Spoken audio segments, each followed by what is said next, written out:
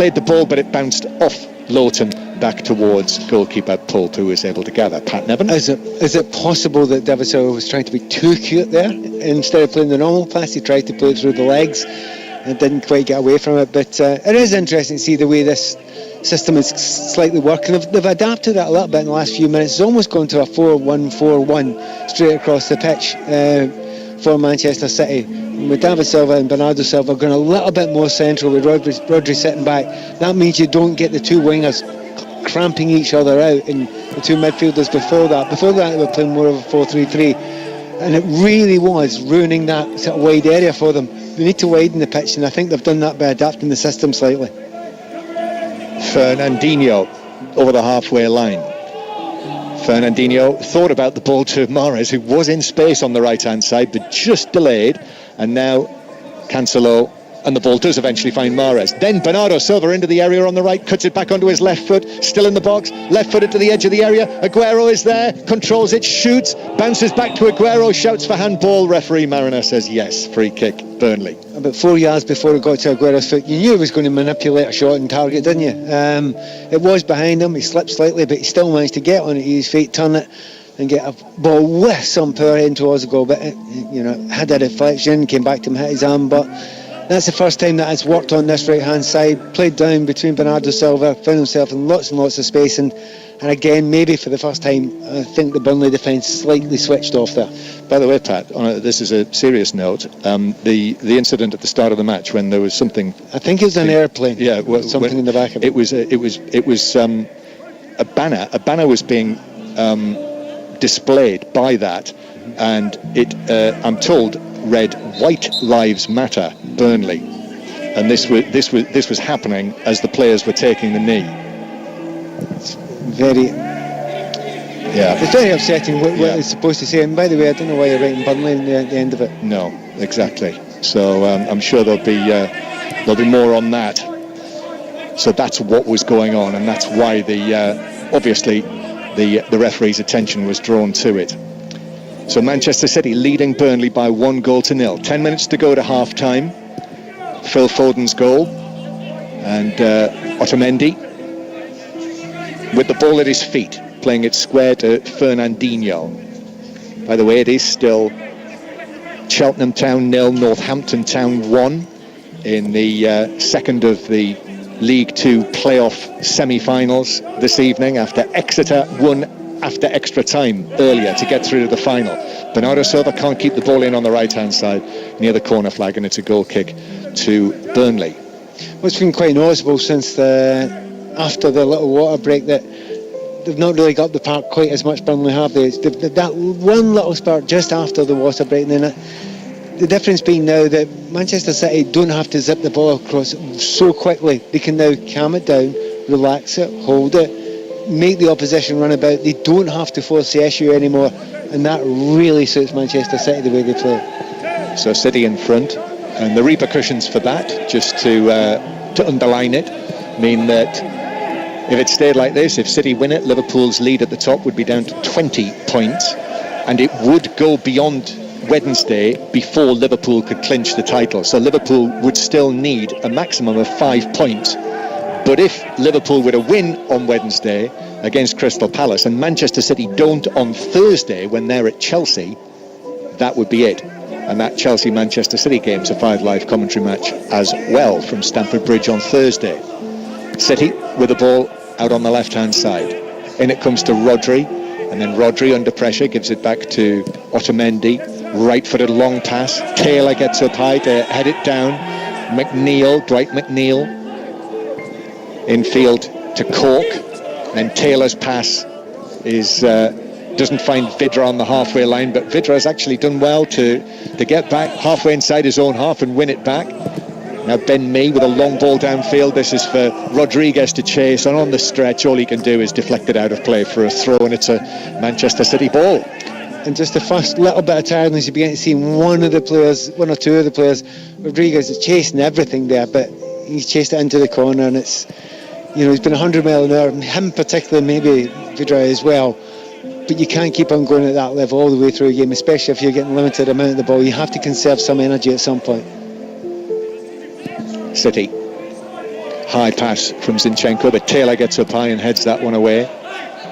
Joao Cancelo's underneath that. Wasn't involved at all. Cancelo had a little bit of an injury issue, but he's obviously okay. Obviously nothing too serious.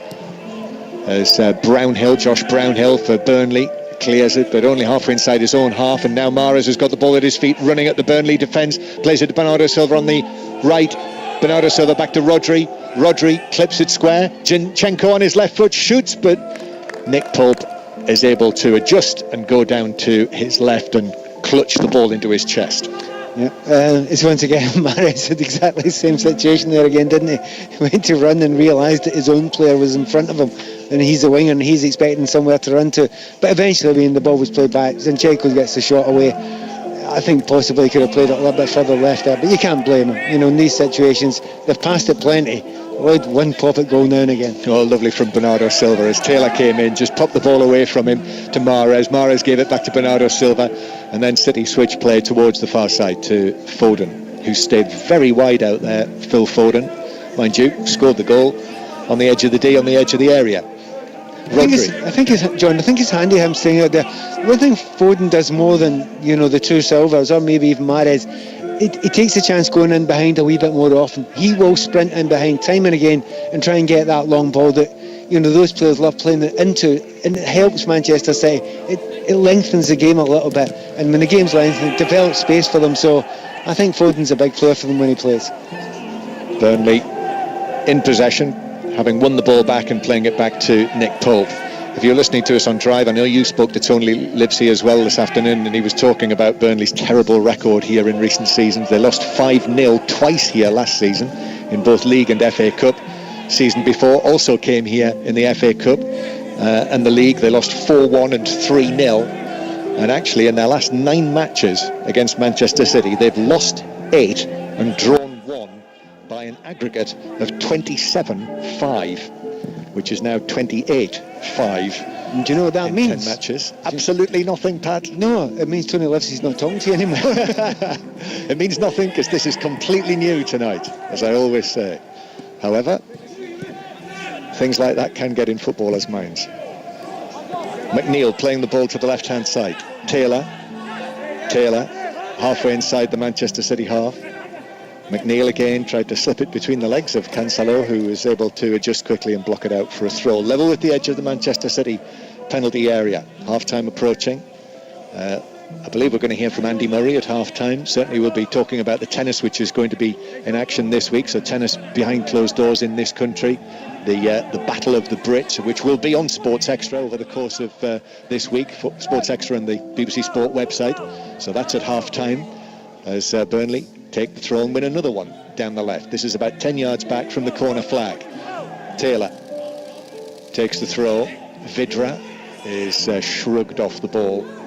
He actually stepped up, Vidra, just before the shutdown, scored a couple of goals. And with Wood and Barnes injured, Vidra alongside Rodriguez in the starting lineup tonight, but they've hardly had a sniff, the two of them. Long ball forward. This is down the right-hand side for Mahrez. Now he has space and time into the penalty area. Beats Taylor. Right foot shot. Buries it. What a goal. What a goal from Riyad Mahrez. Beat Taylor. All ends up. And he makes it Manchester City 2, Burnley 0. See what happens when you don't run in front of that guy. You give him a wee bit of space. It must be so painful for him to get the ball about 8 times in a row and not be able to take on the fullback because all the space in front of him is completely and utterly chock-a-block. He gets it for one time there with a defender to run it. He absolutely tears him to shreds, gets the ball behind him, 2 little dummies there, smacks it into the bottom corner, and long before he scored, you suspected he wouldn't give him the ball 1-on-1 with a defender. Manchester City 2, Burnley 0. And Manchester City, it looks, are going to make Liverpool wait a little longer.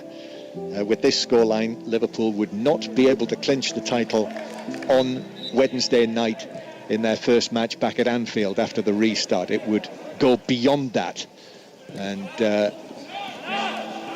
Manchester City, good value for this, Pat. Foden and Mahrez, the goal scorers, and that was a thrilling goal actually to watch. See a player like Mahrez set away like that, just as you've described. and able to burst into the box, use his pace, use his ability, and the finish as well across Pope was decisive inside the far post. Yeah. I mean, he's got lots of skills and lots of tricks, but his best one is when he chops, goes back onto his left, then he moves on to his right, and his burst of pace, just for about 3 or 4 yards there, is bordering on unstoppable, because he's put the defender slightly off balance there. He was never going to get back there, and for the moment he got past the defender, you really thought the keeper going to have to be very, very special to stop it. And again, it's that old one, just leave him there, isolate him. And as I say that, he's not been isolated. Bernardo Silva's running his way again, and just leave him on his own, give him a chance to run it, players. I know I sound like an old-fashioned winger, but he did do some old-fashioned wing play quite well there. David Silva into the area to Foden, packed penalty area. Foden tries to work it across. Burnley, through sheer numbers, I think, as much as anything else, prevented Aguero from reaching the ball, and he's actually stayed down, Aguero, after the challenge that came in on him. Mahrez, having just scored the second goal, I think Manchester City or are they? No, they're not going to put this out. Aguero's still down inside the penalty area, and then Zinchenko actually stops, sees Aguero down, points into the penalty area and puts the ball out so Aguero can receive some treatment. I think, the way he's holding the back of his leg there, it's not a good place to either get a kick. It's towards the bottom of the hamstring, and you just wonder there. At this point in time, I'm kind of hoping there's a kick on it. No, there's no kick in that area where he's holding it at all. Any touch it was down by his Achilles, and he's not holding his Achilles, he's holding the back of his right leg. He's on his feet, Pat. He's walking straight off. He's not received any treatment, and the medical people are now running down the line to our right. Aguero is walking rather gingerly towards the corner flag, and they're going to meet him there. So City will play the remainder of the first half. Well, I don't think they will. I think they'll make a change. No, because Jesus has stripped off his shirt. I could tell that because he was only about 4 yards away from us. Pat, VAR are looking at this as a possible penalty. Really? Yep. There was a touch, there was a touch on the back of his heel. Ben Mee, was it? I think it was Ben Mee. That's who's been shown on the screen. So VAR are looking at this. It would be a very harsh penalty, but there was arguably a touch in the back of his heel, so they're right to look at it. And helpfully on our screens here, they're not actually showing it, they're just showing Andre Mariner. They started showing it and then they stopped it. Sean Dyche is standing on the edge of the coaching area, palms apart, and the referee says that the advice from the VAR is that it is a penalty for, I believe that was Ben Mee's challenge on Aguero, and the Kevin Friend, the referee, the VAR official, and now we're seeing it again, Pat. Do you know what? It is incredibly harsh, that. He's gone in to make the challenge, and he's making the challenge, and he's going to get it quite clean. And Aguero just stuck his foot there. It's not really changed anything that was going to happen after that, but there is some contact, and that's harsh. That's very harsh. Aguero has limped towards the halfway line here, but it is a penalty for Manchester City. This is an interesting one. They've missed 5 penalties this season, City, and Mahrez, I'm not sure he's taken a penalty for Manchester City since he missed at Anfield last season, and it's Riyad Mahrez who will take this on his left foot up to the ball, and he finds the bottom corner. Nick Pope went the right way down to his right, but it was right in the corner, and Manchester City lead Burnley by 3-0 in added time at the end of the first half. And that is the end of Aguero's night. He disappears down the tunnel and Gabriel Jesus comes on to replace him. But that, despite the 3-0 lead, clearly this is a concern for Manchester City. With the FA Cup coming this weekend, they'll be at Newcastle, and obviously that second leg against Real Madrid. Although in saying that is in the early days of August. But contentious or not, VAR ruled, Kevin Friend ruled that was a penalty, and it is 3-0. I'm trying very hard to read the lips, because for once, in the time you probably should be covering your mouth, 2 professional footballers aren't covering their mouth. And I think he was saying hamstring there, Aguero to Pep Guardiola. When he said one word to him, I think it was that, Pep just looked away and looked absolutely devastated by it. So it may well be, and if it's a hamstring injury, you're talking 2 or 3 weeks, and in the current climate, 2 or 3 weeks That's about 7 games. It is. But you would like to think that he would stand a chance of being fit for that second leg against Real Madrid, wherever it'll be played. It might not be played